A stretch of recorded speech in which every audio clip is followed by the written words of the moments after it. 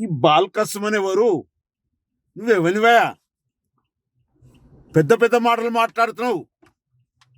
కండ కావురమా, మదమా, డబ్బులు బాగా పిచ్చిలేసిందా? నాలుక కనుక మందమై షేర్లు వస్తే ఉప్పు పసుపు పెట్టి రాకుతాం. ఎక్కడికి దొరికితే అక్కడికి మాట్లాడుతున్నావు. ఏం బుద్ధి లేదా? చదువుకోలేదా?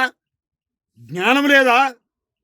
ఒక సభల ఈ రాష్ట్ర ముఖ్యమంత్రి రేవంత్ రెడ్డి గారిని, ఒక జాతీయ పార్టీకి అధ్యక్షుడైన రేవంత్ రెడ్డి గారిని నోటికొచ్చిన మాట్లాడడం నీ నాలుక మందం, నాలుక చీర్స్తాం కొడుక. ఏమనుకుంటున్నావు? ఈ తెలంగాణ రాష్ట్రాన్ని తెచ్చింది కాంగ్రెస్ పార్టీ. మేం పార్లమెంట్ నుండి కొట్లాడి తెచ్చినాం, బిల్లు పెట్టించినాం. నీకు ప్రభుభక్తి కావాలనుకుంటే కేసీఆర్ బూట్లు నాకు, కేటీఆర్ పాదాలు నాకు. వాళ్ళు మెచ్చుకుంటారు. అట్ట కూడా మెచ్చుకోకపోతే నేను ఫోన్ చేసి చెప్తా వాడిని మెచ్చుకోమని. ఏం మాట్లాడుతావు?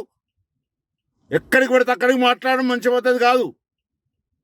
నువ్వేంటిది? నీ స్థాయి ఏంది? నీ పద్ధతి ఏంది?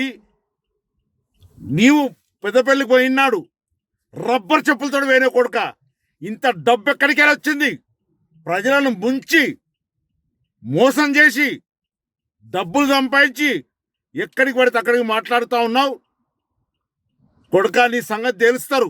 అదే పెద్దపల్లి ప్రజలు, అదే చెన్నూరు ప్రజలు ఉరికిచ్చి కొడతారు కొడుక. ఏమనుకుంటున్నావు? ఎక్కడికి పడితే అక్కడికి మాట్లాడతావు. వెంటనే బేషరత క్షమాపణ చెప్పాలి, లేకపోతే ఉరికిస్తాం. ఏమనుకుంటున్నావు?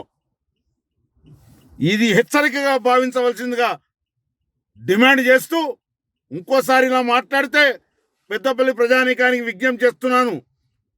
ఈ బాల్కా సుమన్ను పొలిమేర దాటి కదక మెట్టుపల్లికి పోయేదాకా ఉరికిచ్చి కొట్టాలని విజ్ఞప్తి చేస్తా ఉన్నాను.